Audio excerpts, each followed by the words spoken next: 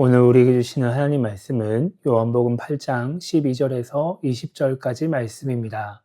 예수께서 또 말씀하여 이르시되 나는 세상의 빛이니 나를 따르는 자는 어둠에 다니지 아니하고 생명의 빛을 얻으리라. 바리새인들이 이르되 내가 너를 위하여 증언하니 내 증언은 참되지 아니하도다. 예수께서 대답하여 이르시되 내가 나를 위하여 증언하여도 내 증언이 참되니 나는 내가 어디서 오며 어디로 가는 것을 알거니와 너희는 내가 어디서 오며 어디로 가는 것을 알지 못하느니라. 너희는 육체를 따라 판단하나 나는 아무것도 판단하지 아니하노라. 만일 내가 판단하여도 내 판단이 참되니 이는 내가 혼자 있는 것이 아니요 나를 보내신 이가 나와 함께 계심이라. 너희 율법에도 두 사람의 증언이 참되다 기록되었으니 내가 나를 위하여 증언하는 자가 되고 나를 보내신 아버지도 나를 위하여 증언하시느니라. 이에 그들이 묻되 내 아버지가 어디 있느냐? 예수께서 대답하시되 너희는 나를 알지 못하고 내 아버지도 알지 못하는도다. 나를 알았더라면 내 아버지도 알았으리라. 이 말씀은 성전에서 가르치실 때에 헌금함 앞에서 하셨으나 잡는 사람이 없으니 이는 그의 때가 아직 이르지 아니하였음이러라. 아멘. 우리는 지난주 요한복음 7장 53절에서 8장 11절까지 말씀을 통해서 다른 사람을 정죄하는 유대인들에게 주시는 예수님의 말씀을 생각해 봤습니다. 예수님을 시험하기 위해서 서기관과 바리새인들은 간음을 하다가 현장에서 붙잡힌 여자를 데리고 옵니다. 그리고 율법을 따라서 여자에게 돌을 던지기 위해서 많은 유대인들이 그 주변으로 모여들었습니다. 서기관과 바리새인들은 예수님에게 어떻게 해야 되는지를 물어보게 되죠. 그때 예수님은 죄 없는 자가 먼저 돌로 치라라고 말씀하시면서 율법을 가지고 다른 사람의 모습을 보지 말고 먼저 자신의 모습을 보라고 말씀을 하십니다. 그렇기 때문에 우리도 하나님의 말씀으로 다른 사람을 판단하는 것이 아니라 나를 돌아보고 나를 변화시키려고 해야 올바른 신앙인으로 행복한 신앙생활을 할 수 있다는 말씀을 지난주에 함께 나누었습니다. 오늘 우리가 읽은 말씀은 사람들에게 자신을 드러내시는 예수님의 말씀을 기록하고 있습니다. 오늘 예수님의 말씀을 이해하려면 먼저 말씀의 배경을 좀 알 필요가 있습니다. 12절을 보면 예수께서 또 말씀하여 이르시되 라는 말로 시작이 되죠. 그런데 이 말은 앞에 나오는 11절과 연결될 수가 없는 말입니다. 우리가 지난주에 살펴봤던 말씀의 마지막 그 11절을 보면 예수님 주변에는 간음하다가 잡힌 여자 외에는 아무도 없었습니다. 그런 상황에서 예수님이 또 말씀을 하신다면 누구에게 말씀을 하시는 걸까요? 여자에게 말씀을 하는 거겠죠. 그죠? 예수님의 말씀을 들을 사람이 여자밖에 없습니다. 그런데 13절을 보면 예수님의 말씀을 들은 바리새인들이 등장을 하게 됩니다. 그러니까 뭔가 지금 여자밖에 없는 상황 속에서 예수님이 말씀을 하시니까 그 말씀을 들은 바리새인들이 나왔다라고 하는 거예요. 이게 좀 11절과 12절을 이어서 생각을 해본다고 한다면 뭔가 이해하기가 쉽지 않은 그런 상황이 되는 것이죠. 그래서 이제 이 요한복음 8장 12절부터 이 마지막 59절까지의 말씀을 요한복음 8장 11절부터 이어지는 말씀으로 보지 않고 요한복음 7장에 나오는 초막절 말씀과 이어진다라고 보통 이야기를 합니다. 그렇게 해야 올바르게 이해를 할 수 있다는 것이죠. 요한복음 7장 37절에서 예수님은 명절 마지막 날에 사람들에게 외치십니다. 누구든지 목마르거든 내게로 와서 마셔라. 이렇게 외치시게 되죠. 이 말씀을 하시는 이유는 유대인들이 초막절 명절에 비를 기대하면서 새벽에 물을 떠오는 일을 했기 때문이었습니다. 그래서 예수님은 비를 기다리고 있는 물을 원하는 사람들에게 자신이 물을 줄 수 있다 이렇게 말씀을 하시는 겁니다. 이렇게 물을 떠오는 의식이 초막절 새벽에 하는 일이었다라고 한다면 초막절 밤에 하는 일도 있었어요. 초막절은 축제의 절기이기 때문에 밤이 되면 성전에 있는 여인의 뜰이라는 곳에서 불을 크게 밝히고 밤새 춤을 추면서 하나님을 찬양하는 그런 축제의 일들을 행했습니다. 이것이 이제 거룩한 일이다라고 생각을 했던 거예요. 그래서 이 불을 밝게 비추면서 사람들이 거기에 모여가지고 춤을 추면서 찬양을 하는데 이때 불을 단지 그냥 그 여인의 뜰만 밝게 비추기 위해서 불을 이렇게 피는 것이 아니라 이 불을 성전의 벽을 뛰어넘게끔 높이 불을 이렇게 올려가지고 불을 밝혔다라고 이야기를 합니다. 그래서 이 불을 딱 밝히면 여인의 뜰에 모여있는 사람들만 밝게 환하게 지내는 것이 아니라 성전 주변 예루살렘까지 다 밝게 빛났다라고 이야기를 해요. 그래서 이렇게 밝게 빛나는 이 불, 빛을 비추는 이 불이 출애굽 당시에 불기둥을 상징한다라고 말을 하기도 하고 이 세상을 밝게 비추는 하나님을 상징한다라고 말을 하기도 합니다. 그러니까 그렇게 초막절 명절에서 매일매일 불을 밝게 비추고 있는 그런 문화를 가지고 있는 유대인들을 향해서 예수님이 오늘 이 말씀을 하고 계시는 거예요. 12절을 보면 예수님은 이렇게 말씀하십니다. 나는 세상의 빛이니 나를 따르는 자는 어둠에 다니지 아니하고 생명의 빛을 얻으리라 이렇게 말씀하시죠. 출애굽한 이스라엘 자손들이 하나님이 주신 불기둥을 따라다니고 또 그 불기둥과 함께함으로써 하나님의 보호를 받고 약속의 땅 가나안에 들어갈 수 있었던 것처럼 예수님이 세상의 빛이기 때문에 세상을 밝게 하는 빛이기 때문에 예수님을 따르면 예수님과 함께하면 어두운 길을 가지 않고 어둠 가운데 있지 않고 생명의 빛을 얻게 된다라고 말씀하시는 거예요. 빛 가운데 살아가게 된다라고 하는 것이죠. 그러니까 이 요한복음 7장에서 예수님이 생수에 대해서 이야기를 하신 것처럼 뭔가 비슷한 의도로 비슷한 방식으로 지금 이 빛이라고 하는 것에 대해서 말씀하시면서 자신이 세상의 빛이다라고 알려주고 계시는 겁니다. 이렇게 예수님이 이제 자신을 세상의 빛이다라고 말씀을 하시는데 이 말씀을 들은 바리새인들이 13절에서 예수님에게 이렇게 이야기를 합니다. 내가 너를 위하여 증언하니 내 증언은 참되지 아니하도다라고 말을 해요. 예수님이 스스로 자기 자신에 대해서 이야기를 하니까 그 말은 옳지 않다는 거예요. 인정해 줄 수가 없다라고 하는 것이죠. 신명기 19장 15절을 보면 하나님은 한 증인으로만 정하지 말고 2명이나 3명의 증인을 통해서 사건을 확정해라 라고 말씀하세요. 그러니까 무언가 이것을 옳다라고 인정을 하려면 한 사람의 주장으로서는 안 되고 2명이나 3명의 증인이 있어야 2-3사람이 함께 증언을 해야 그 말이 옳다라고 인정을 할 수 있다라는 겁니다. 그러니까 예수님이 혼자서 자신에 대해서 나는 세상의 빛이다 아무리 얘기를 해봐야 소용이 없다는 거예요.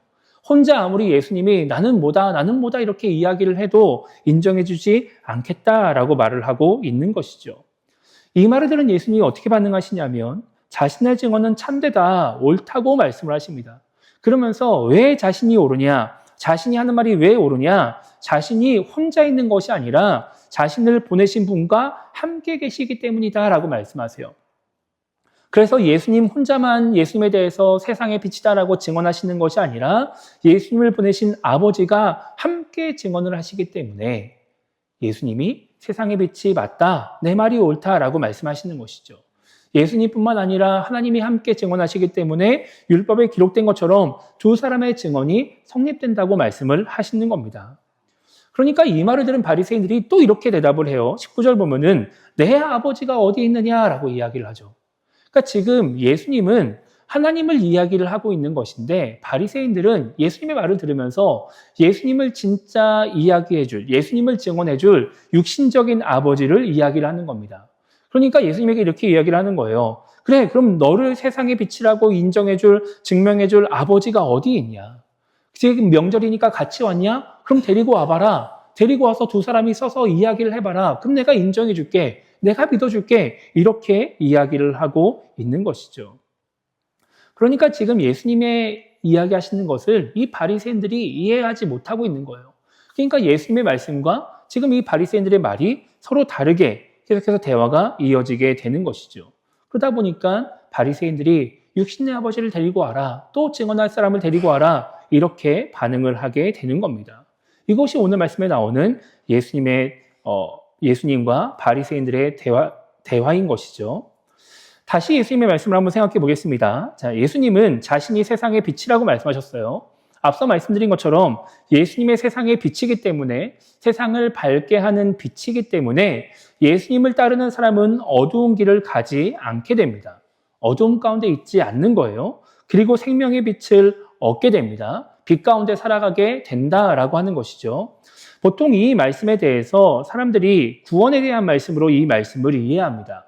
맞습니다. 이거는 구원에 대한 말씀이기도 해요. 그런데 이 말씀은 단지 영혼의 구원에 대한 것만 말씀하시는 것이 아니라 이 땅에서 예수님을 믿는 사람, 예수님을 따르는 사람이 이 땅에서 얻을 수 있는 유익에 대해서 말씀하는 내용이기도 합니다. 자, 요한복음 1장을 보면은 예수님으로 인해서 이 땅에 어둠에 빛이 비쳤다라고 말씀하고 있어요. 사람들이 어둠 속에 있는데 예수님이 이 땅에 오심으로써 빛이 이 땅에 비추게 되었다. 어둠 가운데 있는 사람에게 비치게 되었다라고 하는 거예요. 그럼 그 빛이 비침으로써 어떤 일이 벌어지느냐? 어둠 속에 있는 사람들이 어둠에서 벗어날 수가 있게 된 것이죠. 그럼 여기서 말하는 어둠은 무엇이냐면 요한복음 3장 19절 보면은 이 어둠을 악한 행위라고 표현을 합니다. 이 악한 행위라고 하는 것은 나쁜 행동, 잘못된 행동을 의미하는데 성경에서 말하는 악한 행동은 하나님의 관점에서 바라보는 악한 행동이에요. 그러니까 하나님이 보시기에 올바르지 않은 행동, 하나님이 보시기에 하나님의 뜻과는 다른 그런 모습들이 바로 악한 행위라고 볼 수 있는 것이죠. 사람들이 하나님의 뜻과는 상관없이 자기들 마음대로 그냥 하나님이 원하시지 않는 모습으로 이 땅을 살아가는 것을 어둠 속에 있다라고 말을 한다라고 하는 겁니다. 그런데 그런 사람들이 예수님이 오심으로써 예수님을 통해서 예수님이 비추시는 그 빛을 통해서 그런 잘못된 모습이 드러난다라고 하는 거예요. 인간의 그런 잘못된 모습들, 하나님의 뜻대로 살지 않고 자기 마음대로 살아가는 그런 모습들이 드러나게 된다라고 하는 것이죠. 그렇게 인간의 잘못된 것들이 드러나게 되면 어떻게 될까요? 잘못을 했으니까 책망을 받고 심판을 받을까요? 아니에요. 하나님은 심판을 하기 위해서 빛을 이 땅에 비추지 않으셨습니다. 그래서 요한복음 3장에서 예수님은 하나님이 아들을 세상에 보내신 것은 심판하기 위해서가 아니라 구원받게 하기 위함이다 라고 말씀하세요. 이 땅에 빛을 비춘다. 어둠에서 너희가 벗어나게 될 것이다 라고 말씀하시면서 그 어둠 때문에 너희가 심판을 받을 거야 라고 말씀하시는 것이 아니라 그 빛 때문에 어둠에서 벗어나서 구원을 받는다 라고 말씀하신다는 거예요. 그래서 빛이 이 땅에 비춤으로써 하는 역할이 무엇이냐면은 잘못된 것을 드러냄으로써 그것을 고치게 하는 것이죠. 단지 그냥 구원받고 예수님 믿고 구원받고 천국 가고 끝 이게 아니라 이 땅에서의 나의 잘못된 모습을 돌아봄으로써 다시 올바르게 살아갈 수 있는 기회가 주어지게 되는 겁니다. 이게 빛의 목적인 거예요. 예수님이 이 땅에 오신 목적이다라고 하는 것이죠. 그래서 그 빛으로 자신의 어둠을 비추고 잘못된 것을 고치는 사람들은 이 땅을 살아가면서 하나님의 은혜를 누리게 되는 겁니다. 하나님이 주시는 복을 받게 된다라고 말을 하는 거예요. 하나님이 원하시는 대로 살아가니까, 하나님의 뜻을 이루며 살아가니까 그렇게 하나님의 은혜 가운데 거하게 된다라고 하는 것이죠. 그래서 이렇게 요한복음 앞부분에 나오는 빛과 어둠에 관한 이야기들, 예수님이 이 땅에 오신 목적들을 생각하면서 요한복음을 읽어가다 보면 요한복음에서 왜 예수님이 이런 말씀들을 하시는지, 왜 이렇게 행동하시는지를 알게 돼요. 여러분 예수님의 목적을 생각하면서 나중에 한번 요한복음 읽어보세요. 요한복음에 보면은 요한복음에 나오는 예수님의 말씀들은 예수님을 추종하는 사람들에게 하시는 말씀보다 예수님을 믿지 않는 사람들에게 하시는 말씀이 더 많습니다. 예수님을 믿지 않는 사람들과 논쟁하시는 경우들이 훨씬 많아요. 그러니까 예수님이 자기 자신에 대해서 밝히실 때에도 단지 그냥 이렇게 모여있는 사람들에게 들어라 이렇게 말씀하시는 것이 아니라 뭔가 그 앞에 자기를 반대하는 사람들, 자기를 믿지 않는 사람들이 있을 때 예수님이 말씀을 하시는 거예요. 그러다 보니까 사람들이 오늘 말씀처럼 이해를 못해요. 받아들이지 못하는 거예요. 예수님을 인정하지 않는 거예요. 그럼 그럴 때 예수님이 어떻게 하시느냐? 너는 인정하지 않으니까, 넌 받아들이지 않으니까 내가 더 이상 너와 이야기하지 않겠다라고 말씀하시면서 떠나시는 것이 아니라 굳이 그 사람에게 설명을 하십니다. 더 추가적인 설명을 하시는 거예요. 계속해서 설명을 하시는 겁니다. 그 사람이 이해하지 못하고 알아듣지 못하고 오히려 더 큰 반발을 함에도 불구하고 예수님은 그 사람을 포기하지 않고 그 사람의 생각이 바뀌기를 바라면서 깨닫기를 바라면서 예수님에 대해서 말씀을 하고 계시는 거예요. 왜 그러느냐? 그것이 이 땅에 빛으로 오신 예수님의 목적이기 때문인 것이죠. 예수님이 자기 자신에 대해서 설명하시는데 하나님의 말씀을 알려주시는데 이해하지 못한다, 듣지 못한다, 받아들이지 않는다, 그럼 그냥 포기할 것이 아니라 그 사람을 고쳐야 되기 때문에, 돌이키게 해야 되기 때문에, 그 사람에게 기회를 줘야 되기 때문에 예수님이 굳이 그것을 설명하고 계신다라고 하는 겁니다. 이렇게 요한복음의 예수님은 자신에 대해서 숨기지 않으시고 계속해서 알려주십니다. 예수님을 믿으라고, 받아들이라고, 그래서 돌이키라고 말씀을 하시는 것이죠. 그래서 요한복음 6장에서 예수님이 자신을 생명의 떡이라고 말씀하신 거예요. 요한복음 7장에서 예수님이 목마른 자에게 물을 주겠다고 말씀을 하시는 겁니다. 오늘 이 8장에서 예수님이 자신을 생명의 빛이라고 말씀을 하시는 거예요. 예수님이 이런 목적을 가지고 계속해서 사람들에게 자신을 알려주시는데 또 요한복음을 보다 보면 특이한 게 있습니다. 예수님이 이렇게 자신에 대해서 말씀을 하실 때 그 말씀을 듣는 사람들, 예수님을 믿지 않고 받아들이지 않고 인정하지 않는 사람들이 어떻게 반응을 하느냐? 예수님을 거부합니다. 예수님이 자신에 대해서 알려주시면서 그들의 잘못을 고치려고 애를 쓰실 때 사람들이 그 말씀을 듣고 받아들이고 회개하고 돌이키고 예수님을 믿는 것이 아니라 예수님을 거부하는 거예요. 그게 요한복음에 계속해서 반복해서 나오고 있어요. 우리가 그동안 살펴봤다시피 요한복음 6장에서 예수님이 자신을 생명의 떡이라고 하셨을 때 사람들이 어떻게 반응합니까? 예수님이 나에게 오면 결코 줄이지 않을 거라고, 나를 믿으면 영원히 목마르지 않을 거라고 말씀하실 때 사람들이 어떻게 반응해요? 예수님을 떠나가게 되죠. 이 말이 너무 어렵다라고 말하면서 예수님을 떠나가는 거예요. 예수님이 목마른 자는 나에게 와서 물을 마셔라. 내가 생수의 강을 내어줄 것이다. 라고 말씀하실 때 사람들이 어떻게 반응하나요? 예수님을 믿나요? 물을 달라고 이야기를 하나요? 아니에요. 자기들끼리 논쟁하는 거예요. 저 사람 하는 말이 맞다, 아니다, 저 사람이 선지자다, 아니다, 이런 걸 가지고 자기들끼리 논쟁만 하고 있는 거예요. 예수님을 믿고 받아들이는 사람이 없다라고 하는 것이죠.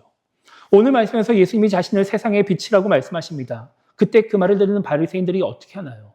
예수님의 말씀을 이해하지 못하고 받아들이지 않고 그냥 예수님을 계속해서 거부하는 거예요. 그래서 오늘 말씀 마지막이 뭐예요? 예수님을 잡고자 하지만 아직 때가 이르지 않아서 잡지 않았다. 이렇게 말을 하고 있는 것이죠. 그러니까 예수님이 아무리 생명의 떡이라고 말씀하시고 실제 생명의 떡으로 이 땅에 오셔도 정말 생수의 강을 내어주실 수 있는 분이라 할지라도 세상의 빛이라 할지라도 예수님을 통해서 예수님의 이야기를 들은 사람들이 아무런 은혜도 유익도 누리지 못하게 되는 겁니다. 예수님을 통해서 아무런 영향을 받지 않고 그래서 아무런 변화도 얻지 못하는 거예요.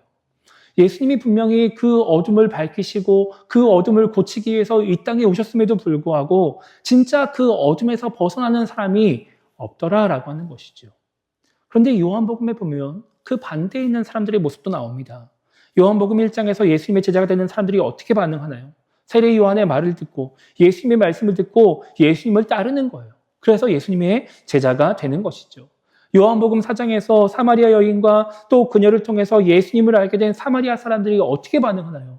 예수님을 믿는 거예요. 받아들이는 거예요. 그러니까 어떻게 되나요? 성경에는 명확하게 언급되어 있지 않지만 그들은 구원받는 자가 되는 겁니다. 하나님의 은혜를 누리게 되는 것이죠. 그들이 갈릴리 시골 사람이라 할지라도 혹은 유대인들에게 인정받지 못하는 사마리아 사람이라 할지라도 그들은 하나님께 인정받으며 구원받는 자가 된다라고 하는 거예요. 요한복음 4장과 5장에 보면은 예수님을 믿은 왕의 신하와 38년 된 병자들의 이야기가 나오는데 그들이 예수님을 믿고 예수님 말씀을 받아들이니까 어떻게 돼요? 아들의 병이 낫는 것이고 자신의 병이 낫는 기적을 경험하게 되는 거예요. 그러니까 요한복음은 계속해서 보여주는 겁니다.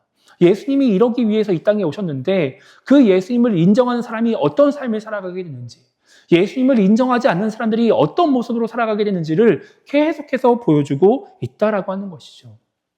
예수님을 인정하고 받아들이고 예수님을 따르면 진짜 그 생명의 떡이, 생수의 강이, 세상의 빛이 우리의 것이 될 수 있다라고 요한복음이 말씀을 하고 있는 겁니다. 요한복음 1장 12절 보면 이렇게 말씀하고 있습니다. 영접하는 자, 곧 그 이름을 믿는 자들에게는 하나님의 자녀가 되는 권세를 주셨으니 라고 말씀하고 있어요. 이 말씀도 마찬가지예요. 이 말씀도 구원에 관한 말씀이죠. 하지만 이 말씀은 구원의 방법에 대한 말씀이기도 합니다. 어떻게 해야 구원을 받을 수 있느냐? 영접해야 된다라고 하는 거예요. 영접해야. 영접이라고 하는 것은 내가 능동적으로 받아들이는 것을 이야기합니다. 내가 내 눈앞에 있는 것을 가져오는 거예요. 단지 그냥 예수님이 내 눈앞에 있다고 해서 끝나는 것이 아니라 내가 그 예수님을 받아들이고 내가 가져야, 그래야 구원이 나의 것이 될 수 있다라고 하는 것이죠. 이게 구원에서 가장 기본적이고 중요한 방법이에요. 그런데 이것이 영접이라고 하는 것은 반대로 내가 거부할 수도 있습니다. 내가 받아들이지 않을 수도 있어요. 예수님이 내 앞에 있어도 내가 싫다고 할 수 있어요. 그래서 요한복음 1장 11절 보면은 자기 백성이 영접하지 않았다라고 말씀해요.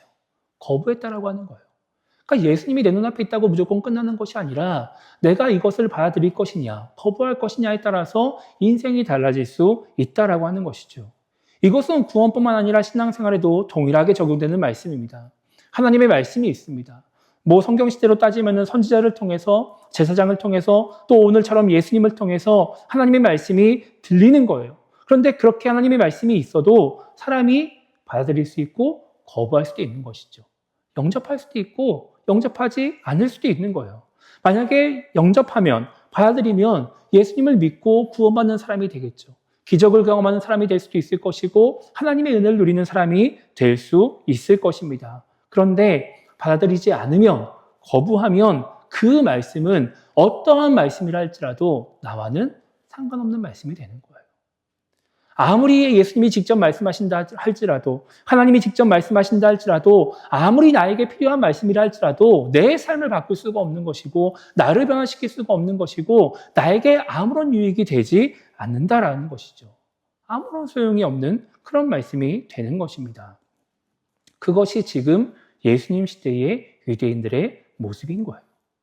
예수님이 기적을 보이고 표적을 보이고 자기 자신에 대해서 아무리 이야기를 하셔도 그들은 받아들이지 않는 것이죠. 인정하지 않는 거예요. 그러니까 그들의 결론이 뭐예요? 예수님을 죽여버리는 거예요. 구원의 기회가 분명히 눈앞에 있음에도 불구하고 우리는 지금 보고 싶어도 볼 수 없는 그 예수님이 자신들 눈앞에 있고 그 예수님이 직접 하나님의 말씀을 알려주셔도 그들은 아무런 유익도 누리지 못한다라고 하는 겁니다. 왜 그러느냐? 오늘 말씀 15절 보면 예수님이 이렇게 말씀하세요. 너희는 육체를 따라 판단하나라고 말씀하시죠.